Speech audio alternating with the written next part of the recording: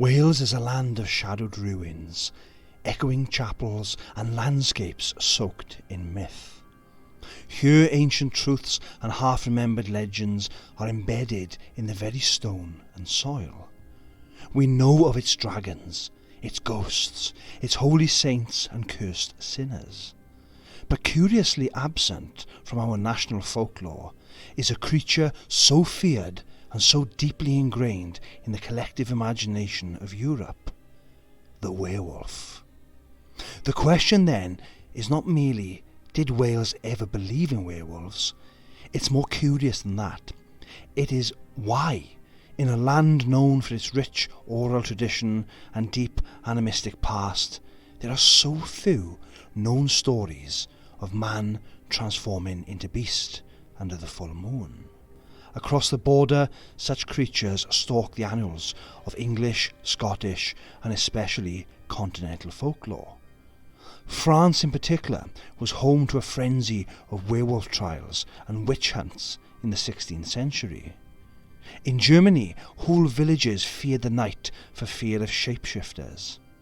In Eastern Europe, the boundary between vampire and werewolf blurred to near extinction. And yet, the Welsh forests, so dark, so primeval, so utterly suited to the idea of something lurking, seem to have escaped this terror. Or perhaps their stories were buried deeper. Today we'll explore the origins of the werewolf myth, from ancient Greece to Norse battlegrounds and medieval paranoia. We'll turn our gaze to Wales, not just to seek evidence of werewolves, but to examine their absence. Could this silence in our tradition be telling us something even stranger? And along the way we'll ask, is there any basis at all, biological, psychological or supernatural, for the belief that man and beast might, even for a moment, become one? Please remember to like, share and subscribe to the channel and hit the bell notification so you never miss out on more videos from Dark Wales Tours. The earliest written record of man becoming beast comes from ancient Greece. The myth of King Lycaon, a ruler of Arcadia, warns of divine punishment cloaked in fur. According to Ovid's Metamorphoses, Lycaon dared to test Zeus by serving him a meal of human flesh. For this grotesque offence, the king was struck down and transformed into a wolf. From this tale comes the term lycanthropy, not merely the transformation into a wolf, but a spiritual sickness, a moral decay so profound that the human shape is lost. The story resonates not because it speaks of monsters, but because it reflects our own fear of becoming monstrous ourselves. Greek myth did not see the werewolf as a physical reality, but a metaphor of divine judgment and the thinness of the human mask. Centuries later, the Norse gave the beast a different face. The Ulfna were elite warriors, men who draped themselves in wolf skins, entered a trance-like frenzy, and believed they had become one with the spirit of the wolf. They fought without armour, without fear. They were not cursed, they were revered. In the Icelandic sagas, these wolf warriors are agents of terror and fate.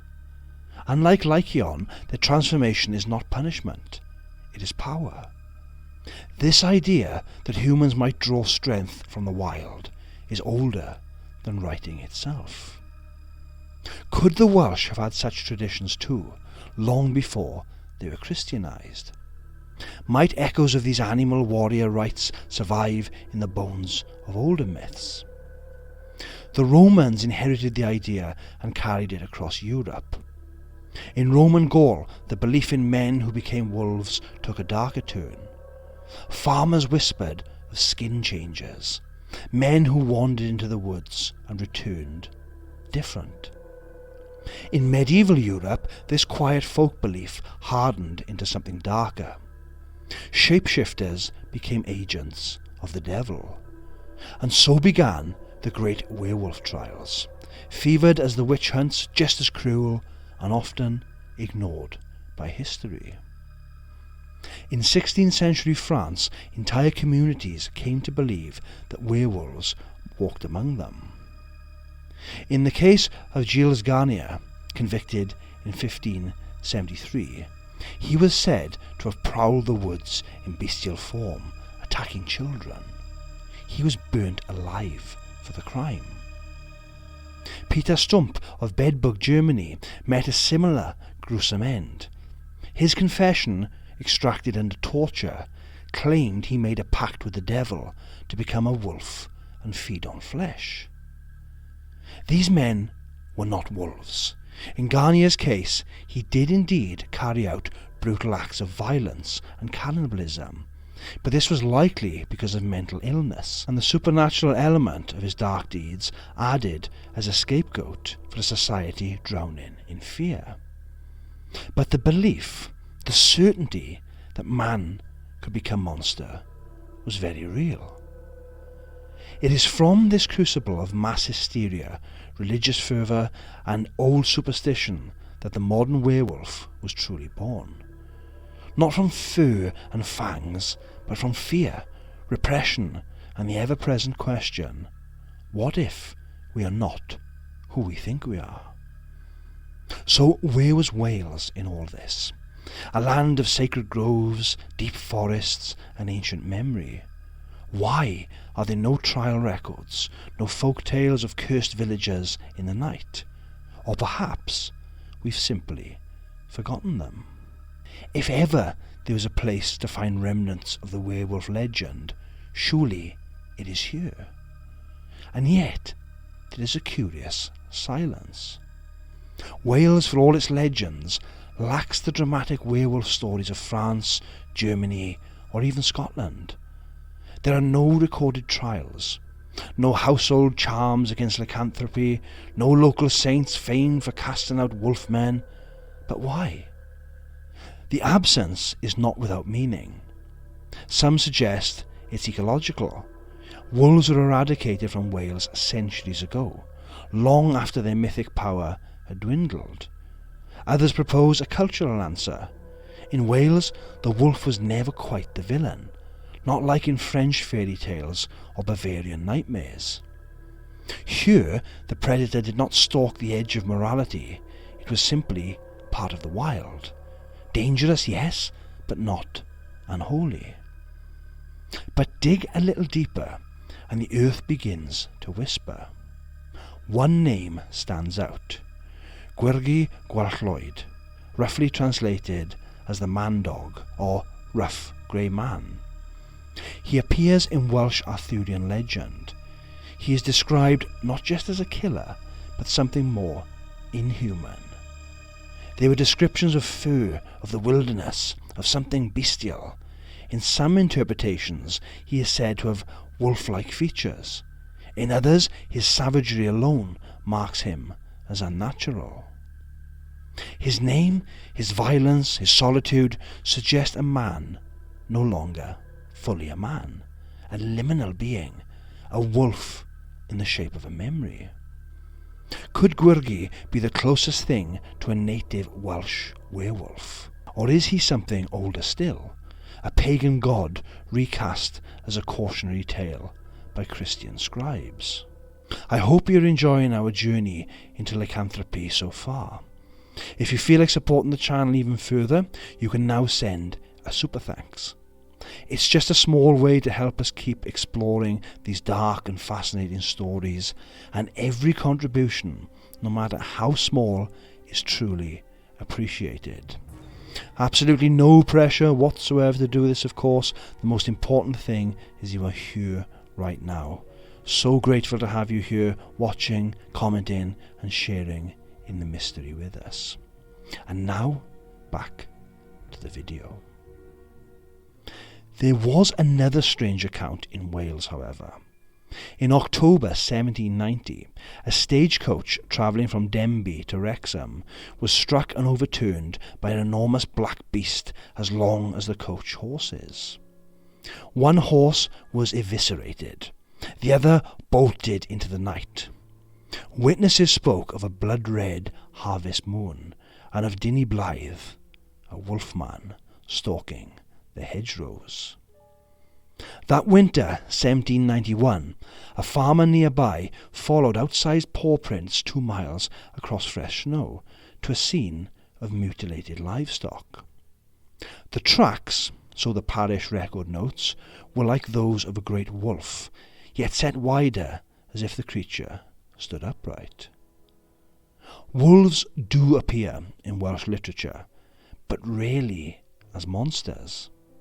In the Mabinogion, wolves are described but not mythologized.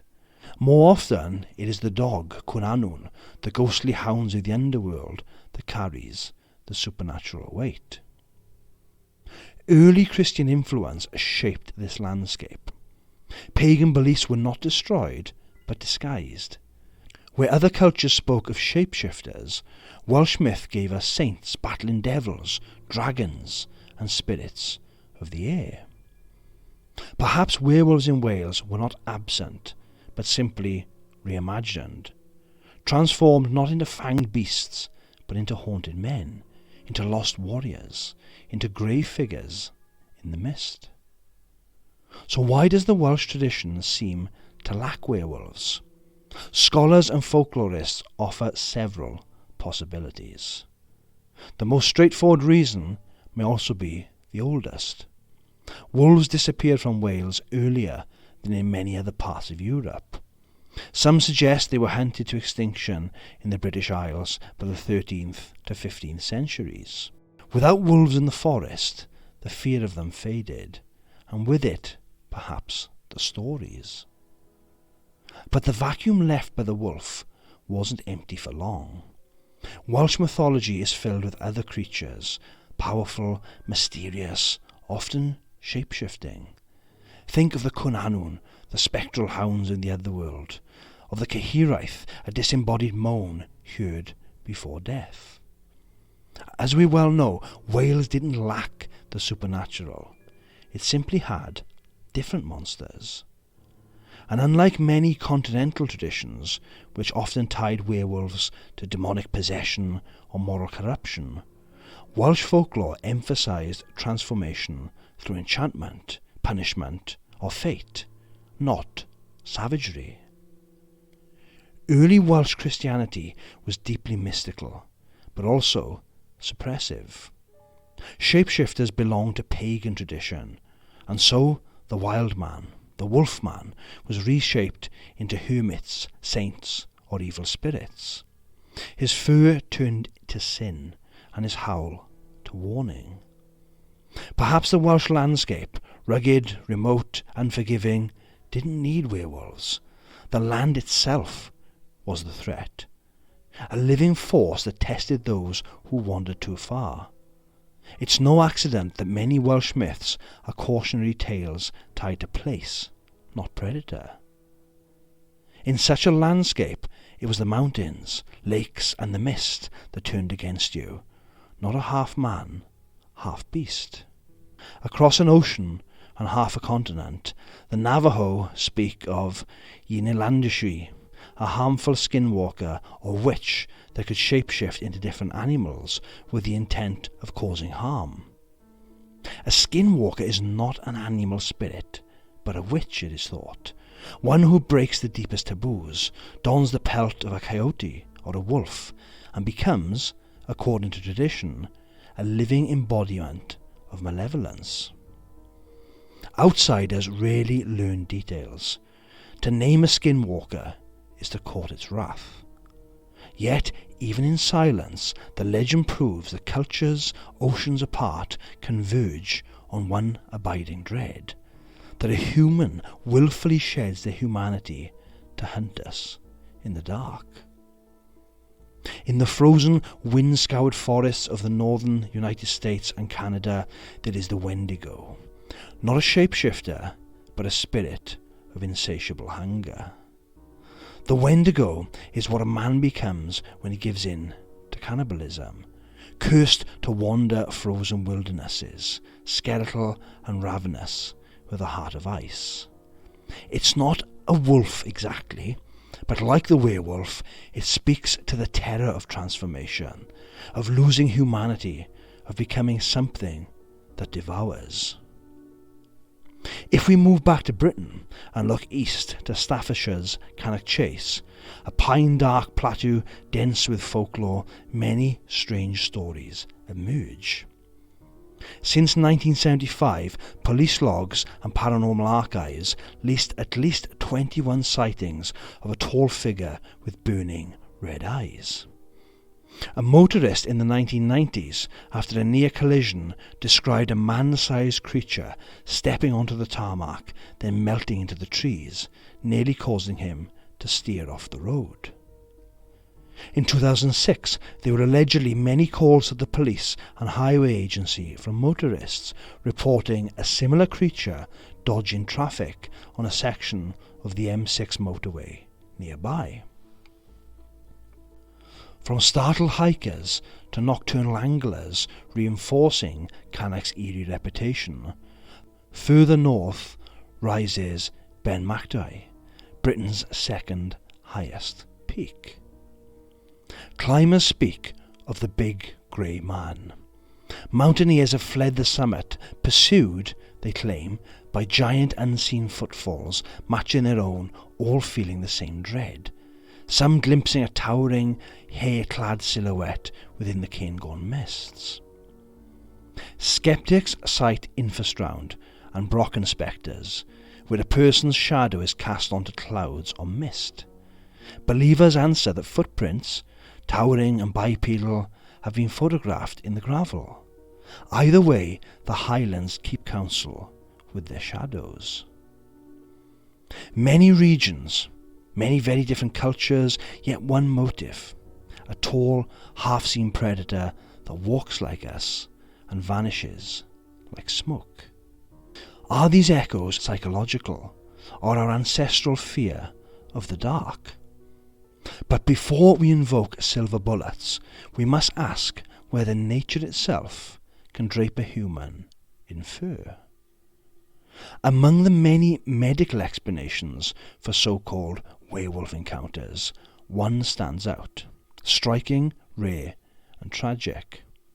Congenital hypertrichosis, also known as werewolf syndrome. This condition causes excessive hair growth across the face and body. In extreme cases, it can cover a person from head to toe.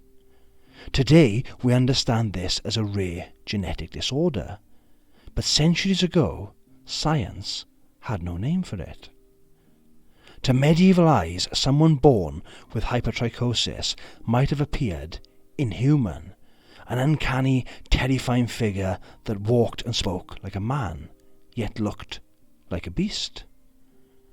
In some cases, people with this condition were exhibited in courts and circuses, mistaken for monsters or marvels. One such figure, Petrus Gonsalves, born in the Canary Islands in the 16th century, lived much of his life in European noble courts, where his hairy face made him a curiosity. It is thought his story may have inspired part of the Beauty and the Beast legend, but in more fearful, less educated regions, someone like him might not have been seen as exotic, but cursed. No full moon, no bite, no ancient curse, just a genetic quirk that science had not yet named. Could some werewolves of legend have simply been people suffering from a misunderstood condition, hunted not for what they did, but for how they looked? It is a chilling thought that the monster we feared may have been innocent all along. While congenital hypertrichosis may explain how some werewolves looked, other conditions may explain how some believed they were werewolves, down to every terrifying detail. Consider schizophrenia, a severe psychiatric disorder characterized by hallucinations, delusions, and profound disconnection from reality. In centuries past, a person suffering from schizophrenia hearing voices, experiencing identity confusion, speaking in tongues, could be mistaken for someone possessed or transformed. If a man in a remote village claimed to be a beast, if he growled, prowled, spoke of hunting, and stared with vacant eyes, what story would people tell about him? Possession, curse, or something worse? A man who had become a wolf. But the most chilling theory of all is a condition so rare it takes its name from the very myth it may explain. Clinical lycanthropy. A psychological phenomena in which a person truly believes they are transforming into an animal, most often a wolf. They report physical sensations, bones reshaping, skin thickening, a rising hunger. They snarl, they claw, they see a predator when they look in the mirror. Modern psychiatry categorizes it as a subtype of delusional misidentification syndrome. But in the candlelit fear of pre-modern Europe, this wasn't a diagnosis, it was confirmation.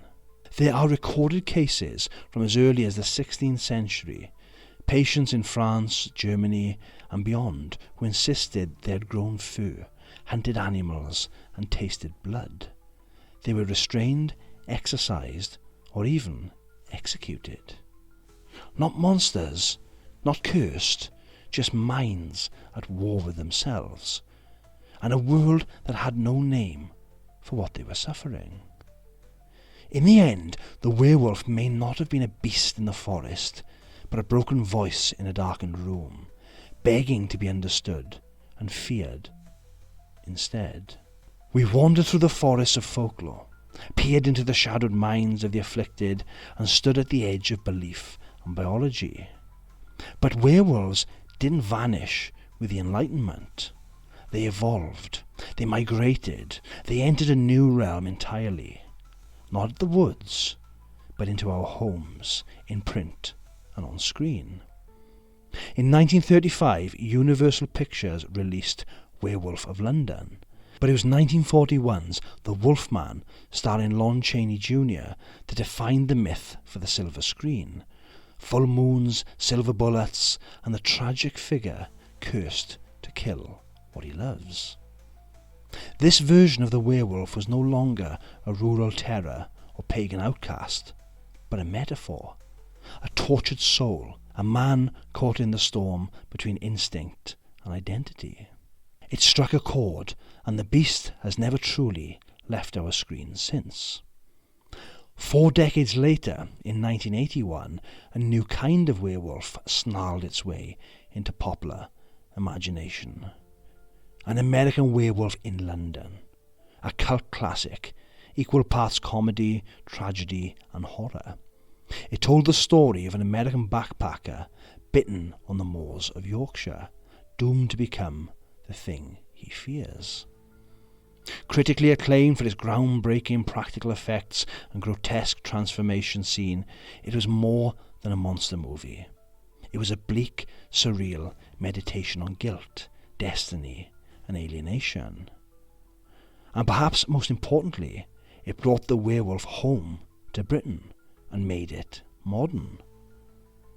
Then came the often overlooked and underrated Dog Soldiers in 2002, set not in cities or castles, but the desolate Scottish Highlands. A unit of soldiers on a training mission stumble into a nightmare, a pack of towering, brutal werewolves with no curse, no poetry, only hunger. The film stripped the myth back to its raw sinew. No romance, no remorse, just survival. In the years since, werewolves have continued to mutate. The Howling, Ginger Snaps, The Company of Wolves, Teen Wolf, even Twilight. Each generation remakes the beast in its own image. A rebel, a victim, a warrior, a lover. Across mediums, the werewolf endures, not just as horror, but as a symbol of rage, of shame, of transformation. And just before we leave the fictional world of werewolves entirely, a quick confession. I have a soft spot not for silver bullets or cursed bloodlines, but for a rather bizarre and iconic rock song. Warren Zevon's Werewolves of London, a track as iconic as any horror film and just as peculiar. It was released in 1978, and it features not a tormented soul or a bloody claw, but a well-dressed werewolf prowling Soho after cocktails and chow mein. It's at the top of my Halloween playlist, and I'd be lying if I said I didn't smile every time I hear that opening piano riff. So from medieval madness to multiplex monsters, the werewolf is no longer just a thing of legend. It's become a mirror, one we hold to our darker selves, and sometimes to laugh before we howl. So after all this, centuries of sightings, myths, medical theories, and silver screen savagery, we return to the place we began. Wales, rugged, timeless, heavy with history and legend, and yet, when we talk of werewolves, strangely quiet. No great werewolf tales, no cursed bloodlines in the valleys, no beast howling over Cadair Idris. Why? Perhaps our monsters took different shapes. Dragons in the skies, witches in the hills, corpses that would not stay dead. Perhaps the wolf, once hunted to extinction, never lingered long enough in our dreams to become myth. Or perhaps we simply didn't need werewolves. I cannot prove that werewolves are real. Science does not support them.